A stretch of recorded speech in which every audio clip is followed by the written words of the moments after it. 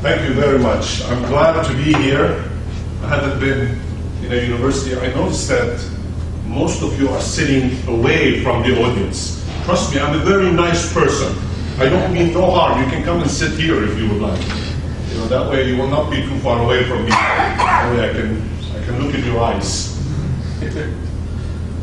I'm very glad to be here at Marist College. This is the first time that I come here, and I thank Professor Aslanian for inviting me.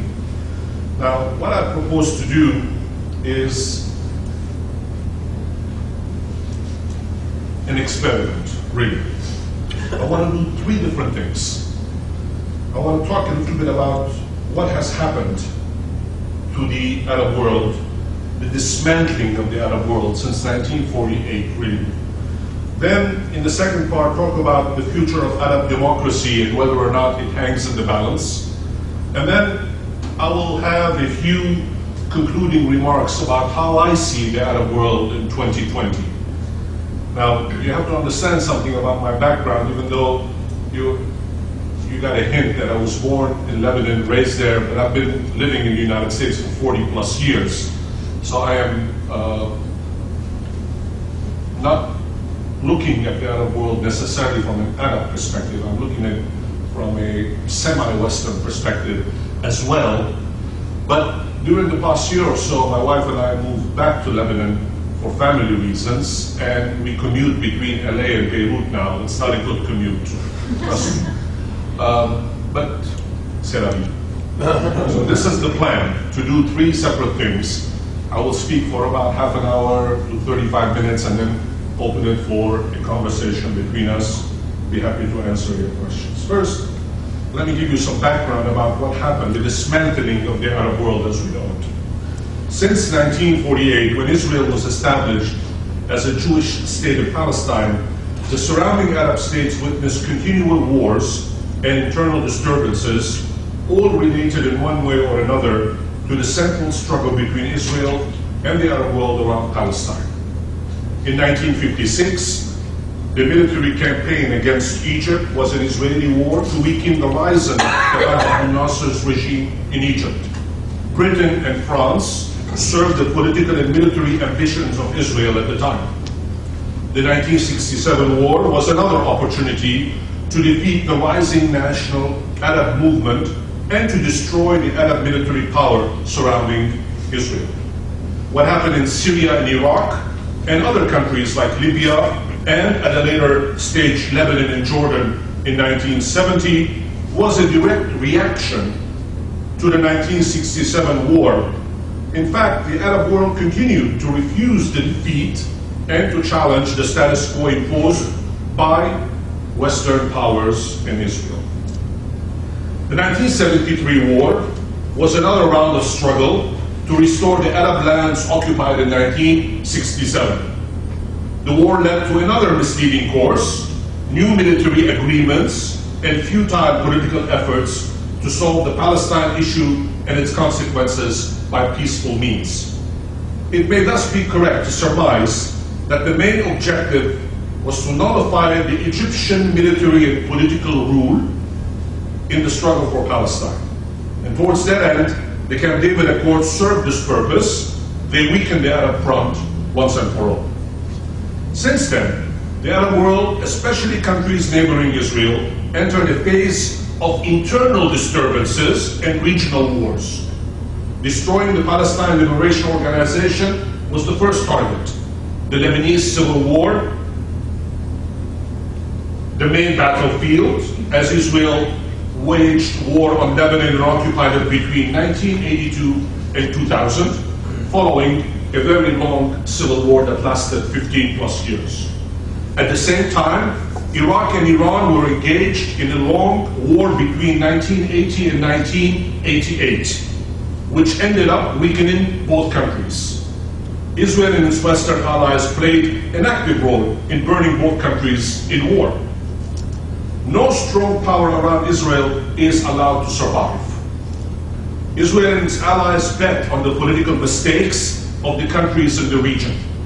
After defeating Iran in 1988, Iraq committed an unforgiving political mistake, giving the Western countries the opportunity to lay siege to it and to destroy its military power. The occupation of Kuwait was the beginning of a long process that ended after 2 wars, destroying Iraq and its military power, perhaps permanently, and serving Iran and its allies to dominate Iraq and to become a main player in Middle Eastern affairs.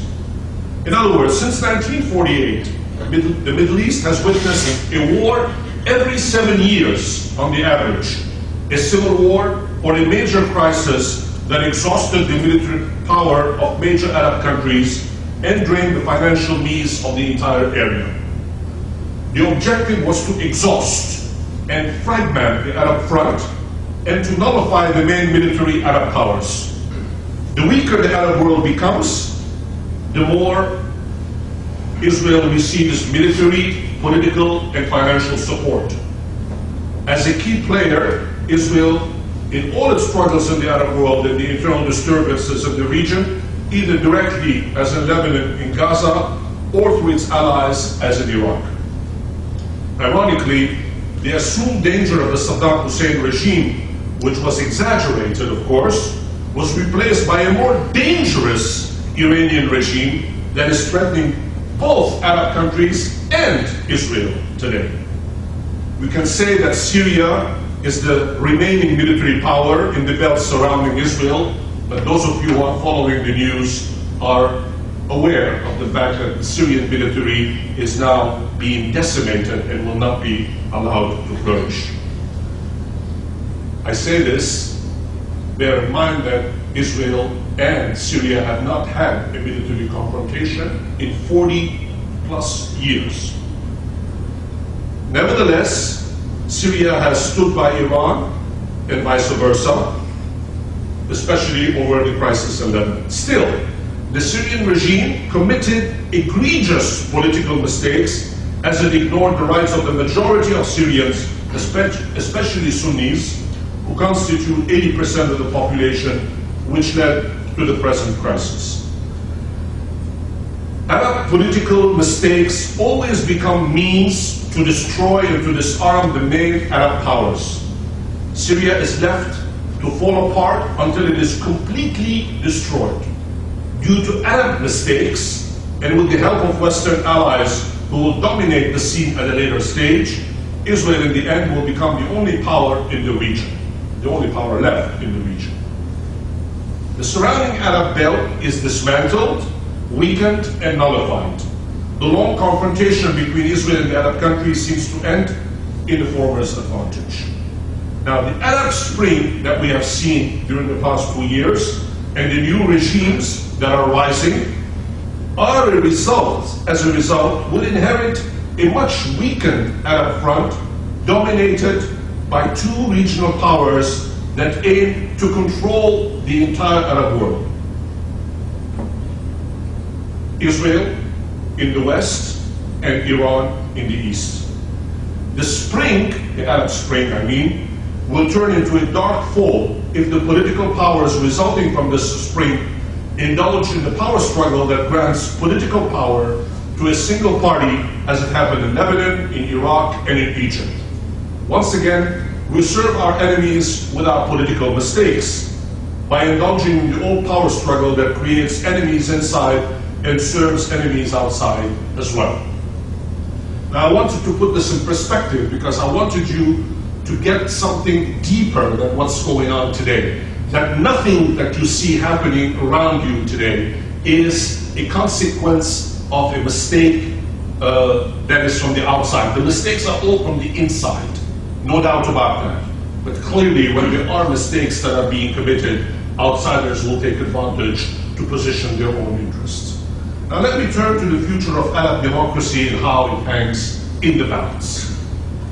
Despite what appears to be a genuine democratic movement in the Arab world, the fear of instability persists in various parts of the Middle East.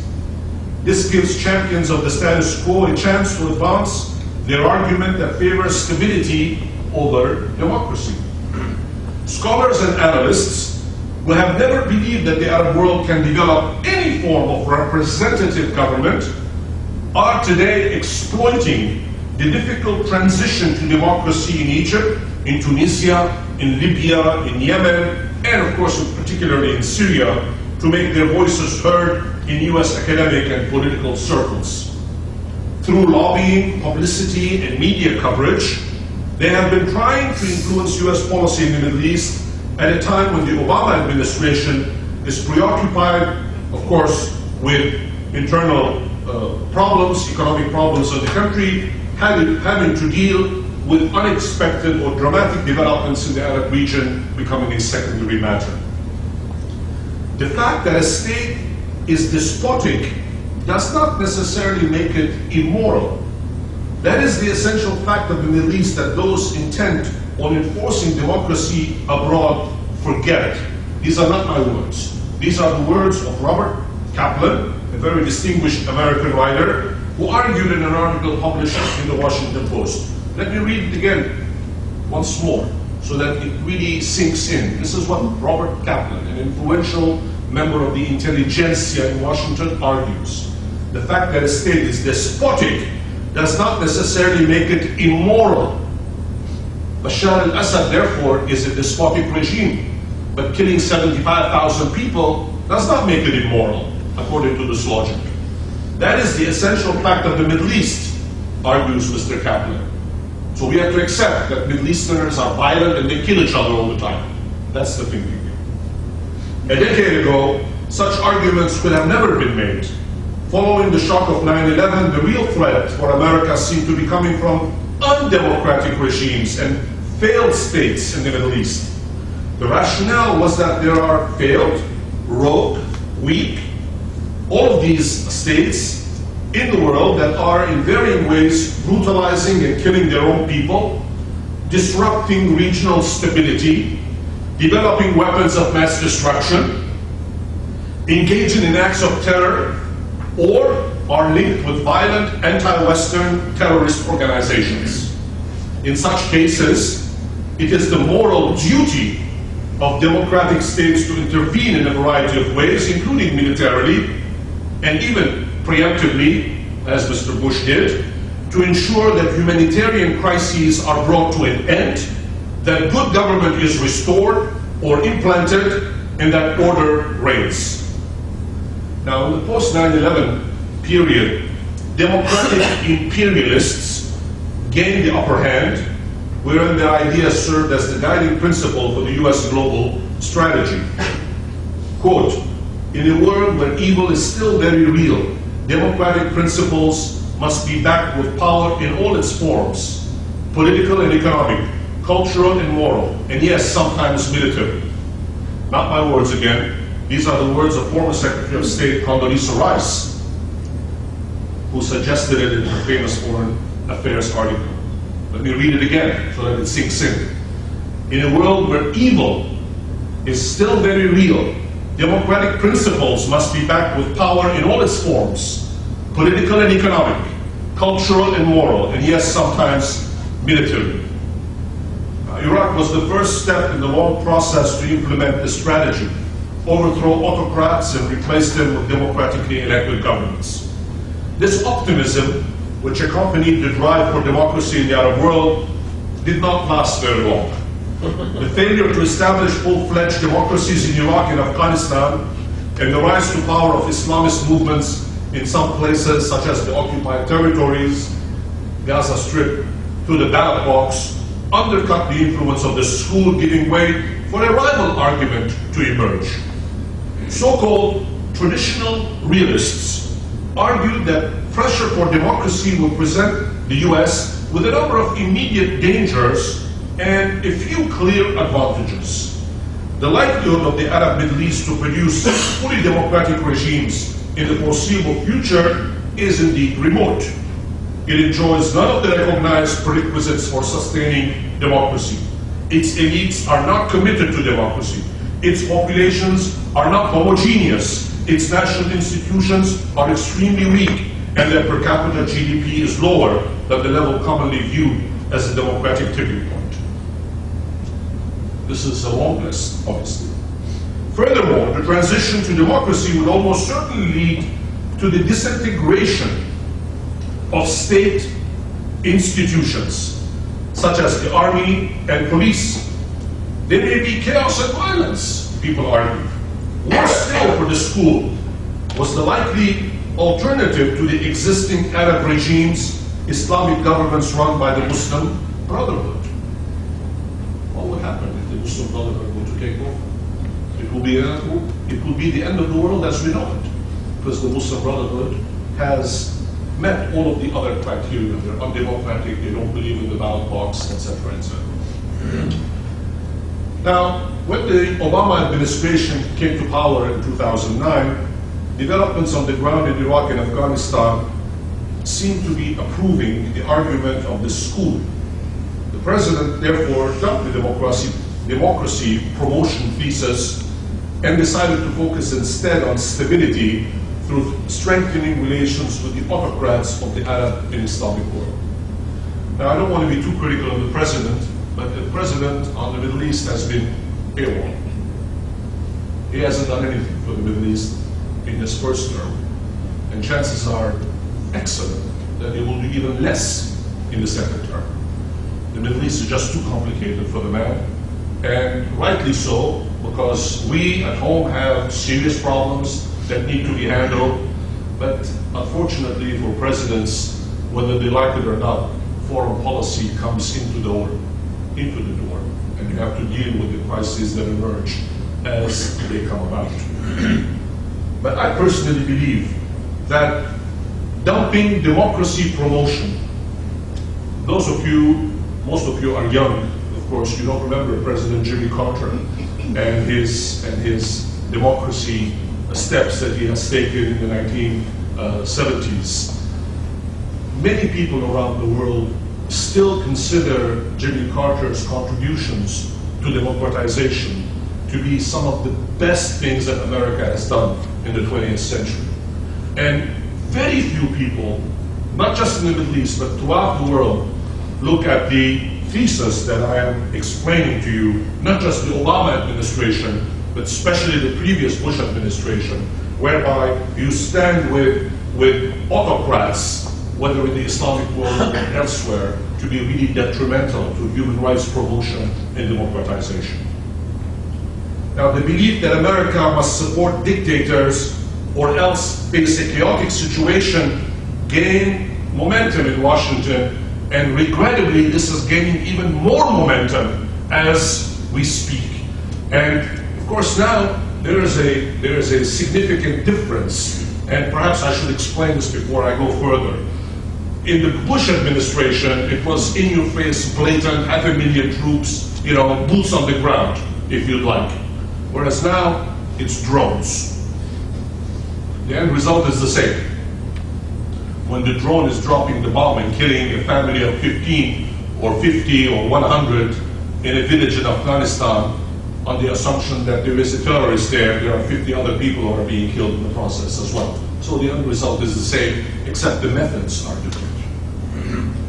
Now, this relatively smooth transition that we have seen in Egypt and Tunisia in 2011 and 2012 probably disappointed traditional realists a little bit, although because of the latest developments as we speak, they might have a point. Given post-revolutionary setbacks in various parts of the Arab world, it might be too early to suggest that the pro-stability school in Washington has completely lost the ground. What is clear, however, is that a fierce intellectual conflict over the direction of US foreign policy and the future of the Arab world is taking place in DC as we speak. Unfortunately, this is happening when the Arab world needs assistance to go from autocracy to democracy.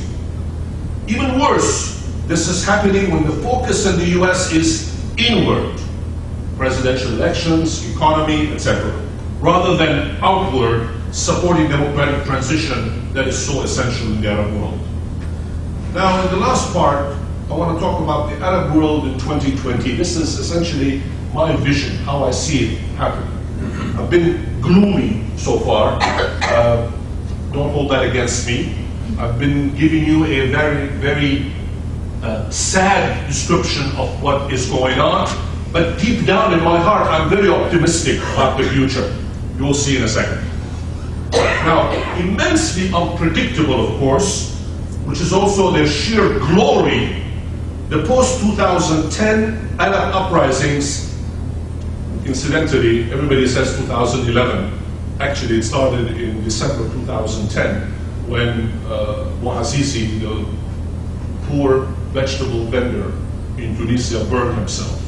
Nobody should forget that actually this whole thing started when a police officer slapped this fellow who was trying to sell vegetables to feed his family because he did not have a license to sell vegetables. So it happened in late 2010. Now, presumably the Arab uprisings that will most likely expand to other countries and stretch over the course of the next decade. This, I believe, will literally change the Arab world as we know it today. Over the course of a very short period of time, and 2 years, believe me, is very short, the confusion that reigns as dictatorships fell enhanced prospects for equally epochal changes elsewhere. Naturally, internal, regional, and international responses were fine-tuned, ostensibly to protect intrinsic interests each country has, but in reality, to feign understanding when the opposite was closer to the truth. Initial panic led to utter dejection, as well as envy, perhaps, concluding that fresh paradigms, ranging from sectarian takeovers to the specter of total collapse, like in Syria, would gradually tame Arab public opinion. The school of thought is that, okay, the Arab world will rise, and then the dictators will fall, but they will be replaced with other dictators who will come and tame the street. And as we are seeing in Egypt, Mr. Morsi, backed by the Muslim Brotherhood, is proving to be incapable of ruling Egypt. If I were a betting person, I would not bet on him to survive, because obviously people don't want that kind of dictatorship. While few analysts anticipated the epochal changes that unraveled and continue to upset the regional balance of power, conspiracy theorists revisited the stale hypothesis that pretended the region was subjected to a Henry Kissinger-inspired or plotted division. This is oft-cited hypothesis whose alleged objective was to increase the number of statelets defined along sectarian lines is not a fresh plan. For those of you who don't know, throughout the Arab world, even when you mention the word Kissinger, immediately everybody's antennas go haywire, even if people have no clue as to what Kissinger did or did not do. But this is the conspiracy theory. But this was not a fresh plan. People's doubts have not really existed since 2010. It goes deeper. If Paris and London schemed to divide the remnants of the Ottoman Empire at the end of World War I and literally redrew the map of the entire Middle East to their infamous 1916 Sykes-Picot Agreement, a 2012 or 13 parallel was nothing but the product of vivid imaginations. Still, proponents have argued that a new Yalta conference for the Middle East was apparently held in secret, nobody knows where or when, between Russia, China, France, Britain, and America. They all got together in secret to update sinister plots that further partition the entire region to conquer. And there are people who actually believe this. Intellectuals, university professors throughout the Arab world today who actually believe this. Equally confused political and religious authorities have voiced similar perspectives to help redefine Arab grievances. Some saw the Yemeni case as a relatively peaceful interim solution, while others vehemently opposed any compromises with dictators willing to spread havoc for the sake of power. One advanced the contemporary Turkish secularizing paradigm as a model worthy of emulation. Lebanese Maronite patriarch, Maronites, for those of you who don't know, are affiliated with the Catholic Church, although it's an Oriental church. Shah Sarai, a cleric who seldom misses the opportunity to miss an opportunity. I'm calling Abba Ibn now here, the former foreign minister of Israel. They have Mr. Bishop Rai, well, he's a cardinal now, Cardinal Rai, asserted that the Turkish Muslim state separates religion and state completely, respects all religions, practices religious freedom, and follows a democratic system, end quote, which apparently were qualifications for post-uprising entities. Now, irrespective of conspiracy theories or wishful thinking models, what can we really safely predict for 2020, let's say 7 years from now? Don't hold me for these. These are my own ruminations. First, it should be clear that Tunisia, Egypt, Libya, Yemen, and Syria will now go through a protracted period of dramatic changes which will take years, if not decades, to unravel. Few can determine what types of governments will emerge to replace fallen or threatened dictators, although aspects of freedom and democracy ought not be ruled out.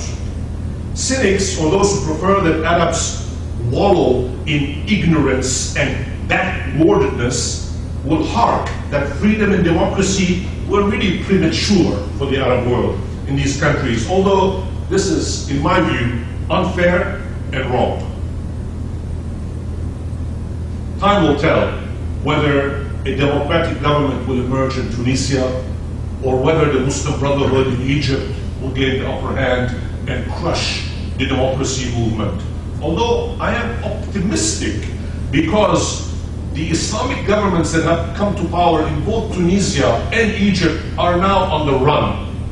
And young people, people your age, who are constantly on Twitter and Facebook and all these social media networks, are not going to allow one dictatorship to be replaced by another.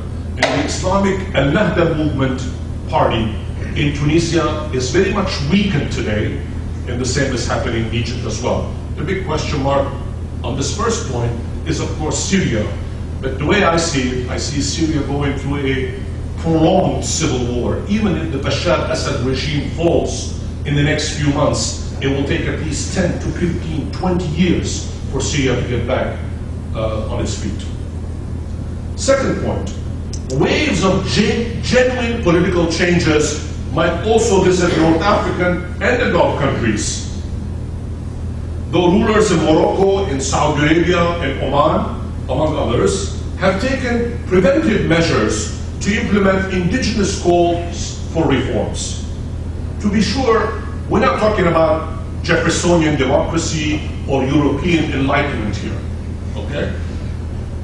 And we're not going to have European enlightenment descend from the heavens on the conservative monarchies or several of the more heavily populated countries that really confront very serious economic challenges. I have in mind two countries that really are on the brink economically, Algeria and Iraq. Both of them are very large populations. Algeria, almost about 35 million people, and Iraq about 25 million people, and the challenges are dramatic. But neither of these states have really remained idle. They're trying to address the economic challenges. In the Gulf countries, the GCC rulers, the Gulf Cooperation Council rulers, the GCC is this organization in the Gulf that groups the 6 conservative Arab monarchies: Bahrain, Kuwait, Qatar, the Emirates, Oman, and Saudi Arabia. They have an alliance. These rulers have mobilized whatever institutions they have to reignite the engines of change, and I will give you details in the question and answer period if you're interested in some of the things that they have done. They've done this precisely to avoid potential calamities that they can see coming their way, and this must be to their credit that tangible transformations were initiated to meet local needs. I'll give you one brief example. In Saudi Arabia, just a few weeks ago, the king has authorized, or ordered, not authorized, but ordered, the appointment of 30 members to the women members to the Majlis al-Shura, which is the consultative council. It's an advisory council now, potentially could become a parliament that will be elected. We're not there yet, but he has imposed by fiat that 20% of all seats heretofore will be allocated to women in a country where women don't vote, in a country where women don't drive, in a country where women need to have a guardian to travel, in a country where segregation is still practiced. And of the 30 women that have been appointed, 27 hold PhDs. 2 are princesses and 1 is a commoner. That tells you something about why this urge to meet the challenge. They are aware of what's coming down the pipe, so to speak, and they want to make sure that they don't fall behind. Now, it's critical to note that many Arab leaders were increasingly aware that clinging to power by all means, as is the case in Damascus, is no longer an effective or even a legitimate method to rule. Most comprehend the simple fact that an effective leader, in the true sense of the word, could not placate citizens by inventing a myriad excuses or introducing cosmetic reforms. If you were even wary of so-called international allies whose interests coincided in several security features, I have in mind, of course, here, France, Britain, and the United States, but whose commitments to Arab welfare is tangential at best. I have yet to be convinced whether the United States gives a hoot about democracy in the Arab world. I'm not convinced by that yet. In Syria's case, Russian cynicism and Western sarcasm have coincided beautifully, which was duty noted everywhere in the Arab world. In fact, if I were a betting person, I would bet that the biggest loser of the entire Arab Spring movement is Moscow. They're going to have not just egg on their face, they're going to have omelet on their face before this thing is over. You wait and see. Indeed, Moscow's strategic goals concentrated on their last Arab stronghold, and when they lose Syria, they will lose it all, because they will be out of the area for good, along with the sale of weapons, while Western powers called for the removal of dictators without lifting a finger. There is actually a good side to this whole thing, that the Arab world is changing without American or Western intervention. That people in the Arab world are bringing down their own dictators without military intervention. I know people are going to say, well, we started with Saddam Hussein in Iraq, but that's an outright war, that's not a revolution. That was a blatant military intervention. It did not have a grassroots change where young people went into the streets. In the case of Egypt, never forget the fact that in 2011, almost 1,000 Egyptian men and women, mostly your age, died under the tanks in order for their country to be liberated from the dictator. Both applied unique standards, both, I mean Western and Eastern, both applied unique standards, and both sides telegraphed that Syrian lives were not worthy, or perhaps as worthy as Libyan ones. Both sides shed crocodile tears about Arab Christians, though discussions with religious extremists continued unabated. All of these foreign schemes skirted fundamental transformations that each and every Arab society is now experiencing. To be sure, their outcomes are not clear, nor easy to understand. Yet, based on frequent visits to several Arab countries during the past year, as well as hundreds of conversations with people from all walks of life, one cannot but be optimistic. When a high-ranking Saudi minister acknowledges that Riyadh ought to follow up on King Abdullah's March 2011 reform initiatives, or when a Tunisian writer insists that the Muslim Brotherhood be given an opportunity to display their prowess, both illustrate the type of mobilization heretofore unfamiliar in Arab societies. Likewise, when a barber investigates methods to mobilize 100,000 Lebanese citizens to simply cast blank ballots in the upcoming 2013 in June parliamentary elections, or when an Egyptian belly dancer insists on her right to earn a living and feed her children, one can only identify dramatic levels of awareness. But beyond anecdotal evidence, chances are excellent that Arab citizens will insist on better systems of government than they are available today, even if few can predict with any certainty how they will be ruled by 2020. Nevertheless, those who assume that conspiracy theories or secularizing paradigms might cut the mustard are bound to be disappointed, for these are no longer effective customs. It behooves alert authorities, both Arab as well as non-Arab, to watch reinvigorated societies where the fear factor is gone, it's history. Nobody is afraid in the Arab world today. And where accountability, responsibility, and popular demands for genuine transformation are all real, even if the price to pay is far greater than many of them realize. I'll stop here and take your questions.